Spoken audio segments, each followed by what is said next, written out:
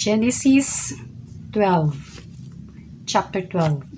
Tinawag ng Diyos si Abram.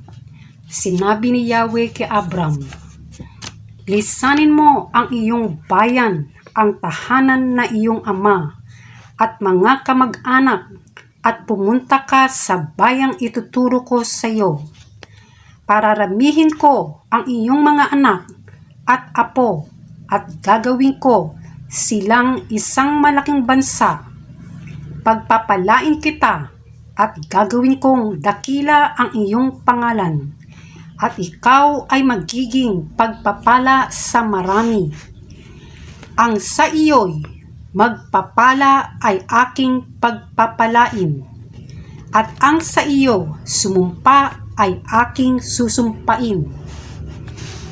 Sa pamamagitan mo, lahat ng mga bansa sa daigdig ay aking pagpapalain." Sumunod nga si Abram sa utos ni Yahweh. Nilisan niya ang Haran noong siya'y 75 taon. Sumama sa kanya si Lot. Isinama ni Abram ang kanyang asawa si Sarai at si Lot na pamangkin niya. Dinala niya lahat ang kanyang mga alipin at mga kayamanang naipon nila sa Haran. Pagkatapos nito, nagtungo sila sa Kanaan. Pagdating nila roon, nagtuloy si Abram sa isang banal na lugar sa Shechem, sa malaking puno na More. Nooy naroon pa ang mga Kananeyo. Nagpakita kay Abram si Yahweh na nagsabi sa kanya, "Ito ang lupaing ibibigay ko sa iyong lahi." At nagtayo si Abram na altar para kay Yahweh na nagpakita sa kanya. Buhat doon, nagtuloy siya sa kaburulan sa silangan na Bethel at huminto sa pagitan ng Bethel na nasa kanluran at ng Ai na nasa silangan. Nagtayo rin siya roon ng altar at sumamba kay Yahweh. Mula roon, unti-unti silang nagpatuloy papunta sa gawing timog na Kanaan. Pumunta si Abram sa Ehipto. Nagkaroon ng matinding taggutom sa lupain na Kanaan. Kaya umalis doon sina Abram at naglakbay na patimog patungo sa lupain ng Ehipto, upang doon muna manirahan. Nang malapit na sila sa hangganan, sinabi niya sa kanyang asawa, "Sarai, napakaganda mo.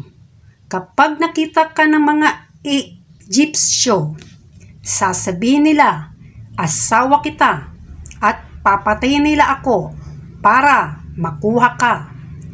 Ang mabuti pa sabihin mo'y magkapatid tayo.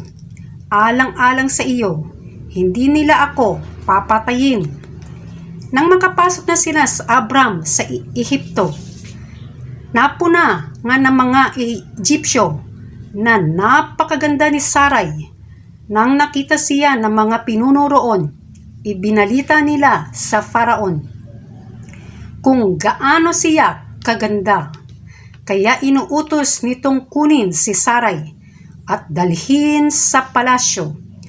Dahil sa kanya, mabuti ang naging pagtanggap ng Faraon kay Abram, at binigyan pa niya ito ng mga tupa, kambing, baka, asno, kamelyo, at mga alipin.